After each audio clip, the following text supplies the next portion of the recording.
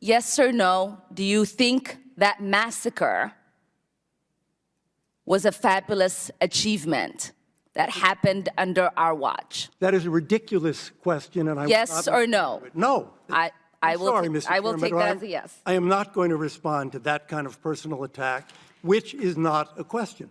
Yes or no, would you support an armed faction within Venezuela that engages in war crimes, crimes against humanity or genocide, if you believe they were serving U.S. interest, as you did in Guatemala, El Salvador, and Nicaragua?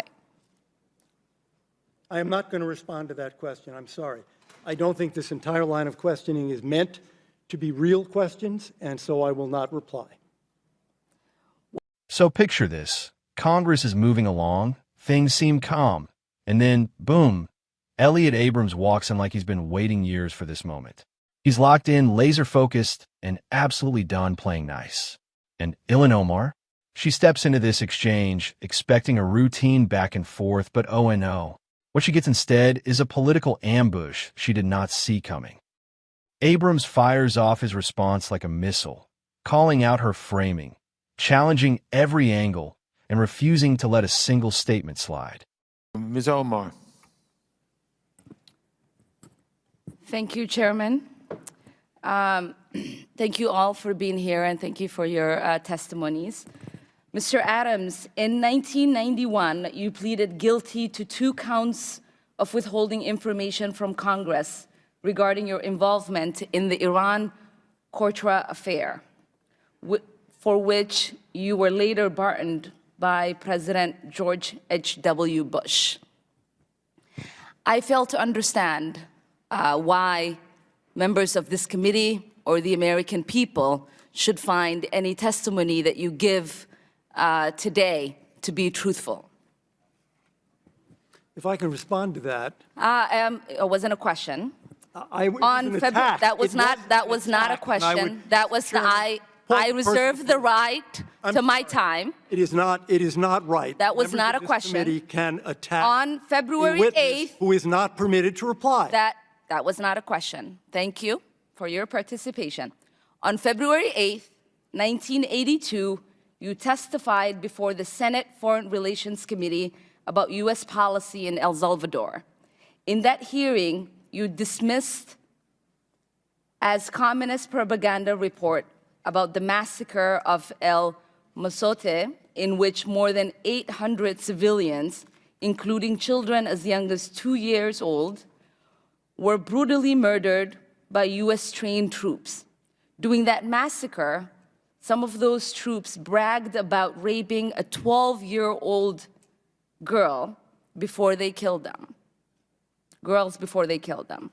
You later said that the U.S. policy in El Salvador was a fabulous achievement. Yes or no, do you still think so? From the day that President Duarte was elected in a free election to this day, El Salvador has been a democracy. That's a fabulous achievement. Yes or no, do you think that massacre was a fabulous achievement that happened under our watch? That is a ridiculous question, and I yes or no? No. I will take that as a yes. I am not going to respond to that kind of personal attack, which is not a question. Yes or no, would you support an armed faction within Venezuela that engages in war crimes, crimes against humanity or genocide, if you believe they were serving U.S. interest, as you did in Guatemala, El Salvador, and Nicaragua? I am not going to respond to that question. I'm sorry. I don't think this entire line of questioning is meant to be real questions, and so I will not reply. Whether under your watch, a genocide will take place, and you will look the other way because American interests were being upheld, is a fair question, because the American people want to know that anytime we engage a country, that we think about what our actions could be and how we believe our values are being furthered. That is my question. Will you make sure that human rights are not violated and that we uphold international and human rights? I suppose there is a question in there, and the answer is that the entire thrust of American policy in Venezuela is to support the Venezuelan people's effort to restore democracy to their country. That's our policy. I don't think anybody disputes that. The question I had for you is that does the interest of the United States include protecting human rights and include protecting people against genocide? That is always the position of the United States. Thank you. I yield back my time. Members of Congress shift in their seats. Cameras zoom in.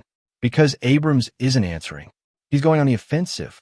And Omar tries to hold her ground, tries to cut back in, but Abrams keeps pushing forward, raising the stakes every second.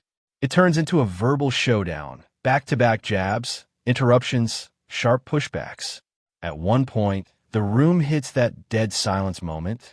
That did he really just say that moment? And you can feel the shockwave rip through the chamber. This isn't polite politics. This is combustion. This is two ideological worlds colliding head-on. By the time it's over, the hearing is in sheer chaos. Members talking over each other, people trying to restore order, reporters scrambling. And Abrams? He walks out looking like he came prepared for war. Omar looks frustrated, blindsided, clearly not expecting the level of heat that just hit her. If you thought Congress was calm today, yeah, think again. This was one of the most explosive clashes of the year.